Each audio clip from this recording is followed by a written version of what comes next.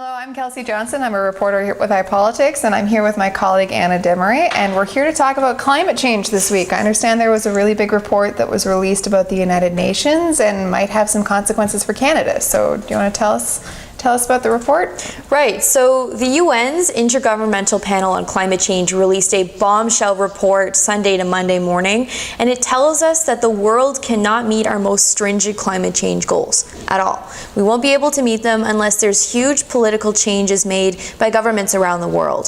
So what this means is originally Canada had been a signatory to the Paris Agreement. We agreed to lower emissions by about 30% of 2005 levels, which is a pretty stringent commitment already, but now the UN is saying we need to actually limit it by 45% of 2010 levels, which is much higher. It's much more difficult for us to do. What this means is Canada will have to halve its emissions in the next 12 years to meet that 2030 goal and to keep temperatures consistent. If we don't keep temperatures consistent, the UN also said there can be ramifications for the planet, including more deaths related to climate and so on and so forth that we saw this summer in Canada.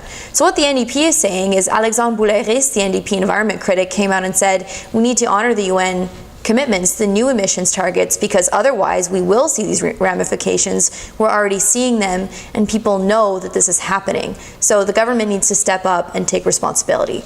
Now, Catherine McKenna, in response, had said there's going to be no changes to our climate change plan, but I mean, we'll remain to see what happens next. Sounds good. Thanks, Anna.